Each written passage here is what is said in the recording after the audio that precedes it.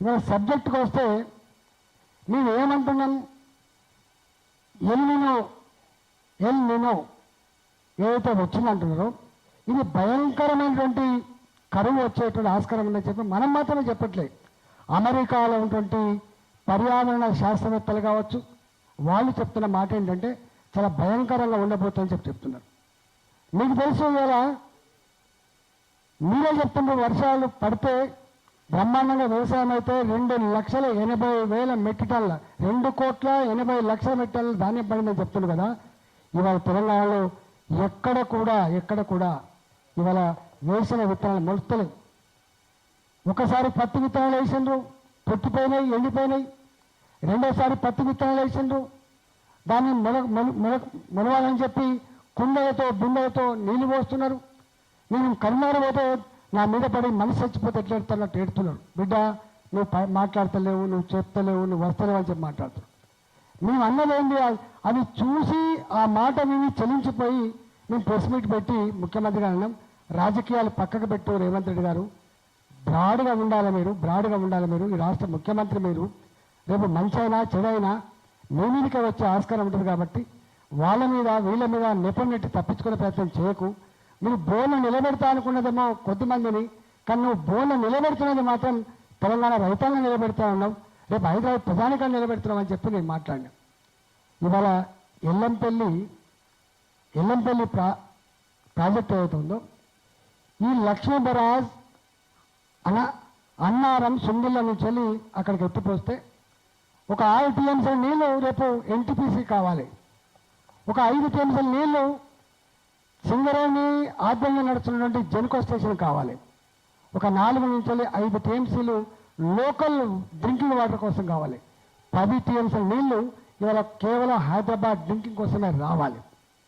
మీరు ఎక్కడైతే ఎంపీగా పనిచేసిందో మల్కాయిలో, నేను ఇక్కడ ఎంపీగా ఉన్నా, రోజుకు 3 రోజులకోసారి నీళ్ళు వస్తలేవు, 4 రోజులకోసారి నీళ్ళు వస్తలేవు, 5 రోజులకోసారి నీళ్ళు వస్తలేవు అని చెప్పి బోర్లు అని చెప్పి డిమాండ్ వస్తున్న విషయాన్ని ఇక్కడ ప్రత్యేక చూస్తున్నా. కాబట్టి నేను సూచన ఏం చేసిన అంటే, ఈ లక్ష్మీ బరాజ్ ఇప్పుడు మరమ్మతులు అయితే లేదా పక్కకు పెట్టు, కానీ కన్నపల్లి పంప్ హౌస్ దగ్గర అది లో లెవెల్లో ఉంటుంది కాబట్టి వాటర్ పోతున్నట్టుగా మనకు రికార్డులు వార్తలు వస్తూ ఉన్నాయి. కాబట్టి ఒక నిజంగానే 1,00,000 కుసకుల నీళ్ళు కనుక పోతే 98-99 మీటర్ల ఎత్తుందని చెప్పి అంటున్నారు. కాబట్టి రిటైర్డ్ ఇంజనీర్లు వాళ్ళకు ఉత్తరం కూడా రాశారు. కాబట్టి మీరు దయచేసి ఎత్తిపోయండి అని చెప్పినాం. ఇవాళ అన్నారం కానీ సుందరలో కానీ ఎక్కడ కూడా ఇవాళ పిల్లలు కుంగిపోయినట్టు కానీ చిన్న బుంగలు పడితే పడవచ్చు. ఇప్పుడు చెర్లకు కుంటలకు బుంగలు పడతాయి. ఆ బుంగలకు అప్పుడప్పుడు ఇసుక బస్సు తీసుకుపోయి తొక్కి, లేకపోతే చెత్తను తీసుకుపోయి తొక్కి ఆ బుంగలు ఆపుకునే కల్చర్ ఉంటుంది తెలంగాణలో. ఇక్కడ కూడా నిజంగానే బుంగలు ఉంటే మనం రెక్టిఫై చేసుకోవచ్చు. కానీ ఎన్డీఎస్ఏ రిపోర్ట్ ప్రకారంగా 2024లో మరి కాంట్రాక్టర్తో చేయించిందా, మరి డిపార్ట్మెంట్ చేసిన కానీ గ్రౌటింగ్ కూడా చేసినట్ట. గ్రౌటింగ్ అంటే అర్థం ఏంటిది? గ్రౌటింగ్ టెక్నాలజీ అర్థం ఏంటంటే, ఎక్కడన్నా లీకేజ్ కనుక ఉంటే ఒక దగ్గర ఫోర్స్ తోటి సిమెంటో లేకపోతే పంపితే అదంతా లీకేజ్ ఎక్కడెక్కడైతే ఉన్నాయో అక్కడక్కడ ఆగిపోయే టెక్నాలజీ గ్రౌటింగ్ టెక్నాలజీ. ఇవాళ సుందిల్లా అన్నారం రెండింటిని కూడా గ్రౌటింగ్ చేసినట్టుగా రిపోర్ట్లు ఉన్నాయి ఇక్కడ. కాబట్టి ఇప్పుడు ఎన్డీఎస్ఏ ఏం చెప్పింది పక్కన పెడితే, ఇవాళ 2 ప్రాజెక్టులు గ్రౌటింగ్ చేసిన ఉన్నాయి. కాబట్టి ఇవాళ ఇక్కడ ఎల్లీలో వల్ల మొత్తం కరువు తాండవిస్తూ ఉంది. కాబట్టి ఇంత ఎమర్జెన్సీ పరిస్థితుల్లో కూడా ప్రభుత్వం వెంటనే సమీక్ష చేసుకొని ఎట్లా దీన్ని అధిగమించాలో, ఎట్లా నీళ్ళు తెచ్చుకొని ఆలోచించాలి. కానీ ఇప్పుడు మొండిగా గుడ్డిగా ఇవాళ అజ్ఞానంతో నేను నాకు ఎన్డీఎస్ఏ చెప్పాలని చెప్పే మాటలు మాట్లాడుతున్నావు. ఇవాళ నువ్వు ఎప్పుడన్నా ఎన్డీఎస్ఏ దగ్గర పోయి మరి మాకు కరువు వస్తూ ఉంది, ఎల్నినో వస్తూ ఉంది, మరి దీన్ని ఇప్పుడున్న పరిస్థితి ఎట్లా అధిగమించాలనో అడిగినావా అని చెప్పి అడుగుతాను. పాలకుడిగా ఎప్పుడు కూడా ఎంత బాధ్యత ఉన్నాడంటే, నేను కూడా 25 ఏళ్ళు పనిచేసిన, ఇవాళ కేంద్రంలో ప్రధానమంత్రి గారు పనిచేస్తూ ఉన్నాడు. నేను ఆరోగ్య శాఖ మంత్రిగా పనిచేసిన. నేను ఆరోగ్య శాఖ మంత్రిగా పనిచేసినప్పుడు కరోనా వచ్చింది. కరోనా వచ్చినప్పుడు చైనా 30 రోజులలో 1000 పడకల ఆసుపత్రి నిర్మాణం చేసింది. మొత్తం ఇట్లా ట్యాకిల్ చేస్తుంది. ఇవాళ అమెరికా, బ్రిటన్ అనేక దేశాలలో వాళ్ళ దేశ అధినేతలే కన్నీళ్ళు పెడతా ఉన్నారు. భారతదేశంలో కనుక కరోనా వస్తే శవాల గుట్టలైతే అని చెప్పి పత్రికలలో, టీవీలలో వచ్చింది. నేను అప్పుడు ఆరోగ్య మంత్రిని భయపడ్డాం. కానీ మోడీ గారు ఒక నాయకుడిగా ఆయన చేసిన గొప్ప పని ఏంటంటే దీనికి మందు లేదు, దీనికి మాకు లేదు. ఇప్పుడున్న ఈ పరిస్థితులలో ధైర్యం చెప్పడమే మన కర్తవ్యం అని చెప్పి ధైర్యం చెప్పి మిగతా అన్ని కార్యక్రమాలు నిర్వహించి ఆయన ఒక గొప్ప పని చేసిండు. వ్యాక్సిన్ కనుక రాకపోతే ప్రజల్లో విశ్వాసం రాదని అన్ని ప్రోటోకాల్స్ పక్కకు పెట్టి ఎమర్జెన్సీ ఉందని చెప్పి ఇది ప్రైవేటు సంస్థలు రీసెర్చ్ చేసి ఇప్పుడు వ్యాక్సిన్ చేయాలంటే కష్టమవుతుందని చెప్పి ఇంత ఆర్థిక వ్యవస్థను తట్టుకోగలిగే కెపాసిటీ వాళ్ళకు ఉండదని భాజపా భారత ఆర్థిక వ్యవస్థ నుంచి డబ్బులు శాంక్షన్ చేసి ఇవాళ అనేక కంపెనీలకు డబ్బులు ఇచ్చి ఇవాళ వ్యాక్సిన్ మేఘాల మీద ప్రోటోకాల్స్ అని కూడా పక్కకు పెట్టి ఇవాళ వ్యాక్సిన్ తయారు చేయించిండు. వ్యాక్సిన్ తయారు చేయించడమే కాదు, హైదరాబాద్ లాంటి ప్రాంతాలకి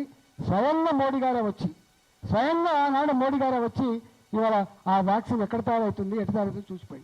అంటే ప్రోటోకాల్స్ పాటించాలంటే పాటించండి. ఇప్పుడున్న ఈ పరిస్థితుల్లో యుద్ధ ప్రాతిపదికపైన ఉండాలి తప్ప ఇవాళ మరీ నార్మల్ పద్ధతిలో ఉన్నట్టు ఉండద్దని చెప్పే పని చేశాడు. అంటే అర్థం ఏంటంటే రాజకీయ నాయకుడుగా ప్రజలకు ఆపద వచ్చినప్పుడు దేశాన్ని కాపాడుకునే రాజకీయ నాయకుడు విజ్ఞత కది. కానీ నీకేం విజ్ఞత ఉంది రేవంత్ రెడ్డి? నీకేం విజ్ఞత ఉంది? ఇవాళ దీంతో రాజకీయాలు చేసే ప్రయత్నం చేస్తున్నావు. ఇవాళ అందువల్ల నీకంత గొప్ప బ్రాడ్ ఆలోచన లేదు. కేంద్ర ప్రభుత్వం కానీ కేంద్ర ప్రభుత్వ పరిధిలో ఉంటుంది ఎన్డీఎస్ఏ కానీ మీరు కనుక పోయి అయ్యా నా రాష్ట్రంలో ఇట్లా తీవ్రమైన పరిస్థితి ఉన్నది, నీళ్ళు కనుక ఎత్తిపోసుకోకపోతే నాకు రేపు ఎన్టీపీసీ కరెంటు బంద్ అయిపోయే ఆస్కారం ఉంది, రేపు సింగరేణి ఎలక్ట్రిసిటీ జనరేషన్ బంద్ అయిపోయే ఆస్కారం ఉంది, నా హైదరాబాద్ 140 కోట్ల జనానికి తాగే నీళ్ళు లేకుండా ఉండే ఆస్కారం ఉంది.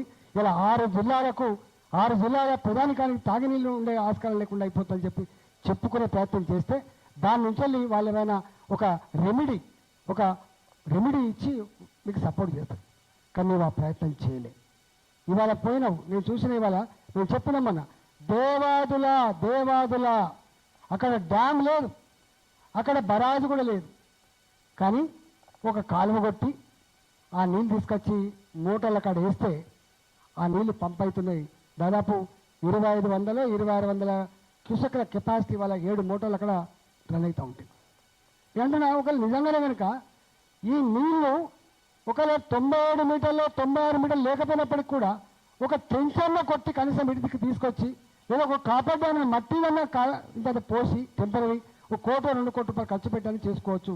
కానీ మీరు ఆ ప్రయత్నం చేయకపోగా ఇవాళ సలహాలు ఇస్తున్న ఇంజనీర్లని వాళ్ళకు బెల్ట్తో కొట్టాలి, వాళ్ళకి ట్రీట్మెంట్ ఇవ్వాలి, వాళ్ళ జైళ్ళలో పెట్టాలనేటువంటి మీ నీచమైన మాటలు ఇవాళ యావత్ తెలంగాణ సమాజం సిగ్గుతో తలదించుకుంటుంది. మా మీద మాట్లాడుతుండే వేరు, కొమ్ము కరగదీయాలి, రక్తం చిలికి పంటలు పండిస్తా, ఇవన్నీ మాట్లాడడం వేరు. నాకు తెలిసి ఈ రాష్ట్ర చరిత్రలో ఇట్లాంటి భాష మాట్లాడిన ముఖ్యమంత్రి ఎవరు లేరు. అది నీకే దక్కుతుంది బాబు, అది నీకే దక్కుతుంది. తప్పకుండా దానికి మూల్యం చెల్లించక తప్పదు అని చెప్పి హెచ్చరిస్తా ఉన్నాం.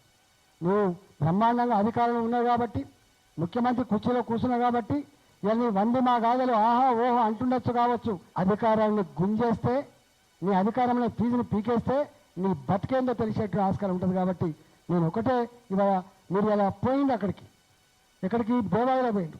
మీరు దేవాలయంలో పోయిన వాళ్ళు పోండి, లక్ష్మీబాయి దగ్గరికి పోయినండి, అన్నారం సుందరి దగ్గరికి పోయినా ఎన్ని నీళ్ళు స్టాక్ ఉన్నాయో మనకు శ్రీపాద ఎల్లంపల్లిలో వెంటనే మీరు ఇలా ఎన్డీఎస్ దగ్గర పోయినట్టుగా తెలుస్తూ ఉంది. తక్షణమే రాష్ట్ర ప్రభుత్వం ఎన్డీఎస్ని కన్సల్ట్ చేయాలి, ఇక్కడ ఉన్నటువంటి పరిస్థితులు వివరించాలి, దానికి తక్షణ రెమెడీ ఏందో చేయాలి. ఇవాళ నీళ్లు లిఫ్ట్ చేయాలి. ఇవాళ తెలంగాణ రైతాంగం యొక్క పంటలు కాపాడాలి. దానికంటే ముందు తాగే నీళ్లు, దానికంటే ముందు ఇవాళ జనరేషన్ స్టేషన్లకు నీళ్ళు అందించేటువంటి గ్యారంటీ చేయాలని చెప్పి నేను డిమాండ్ చేస్తున్నా. మరొకసారి ఇవాళ ఇంజనీర్ల మీద చేసిన నీ కామెంట్స్ ఏవైతున్నాయో వాపస్ తీసుకోవడమే కాదు, బేషరతుగా క్షమాపణ చెప్పాలని చెప్పి డిమాండ్ చేస్తా ఉన్నా. రాజకీయాలు పక్కకు పెట్టి ఇవాళ తెలంగాణ రైతాంగాన్ని కాపాడే ప్రయత్నం చేయాలని చెప్పి నేను డిమాండ్ చేస్తున్నా. హైదరాబాద్, ఉత్తర తెలంగాణ జిల్లాల ప్రజానికానికి తాగునీళ్ళు ఇచ్చేటువంటి స్కీములు తక్షణమే మీరు నేనున్నా అని చెప్పి భరోసా ఇవ్వాలని చెప్పి నేను డిమాండ్ చేస్తాను.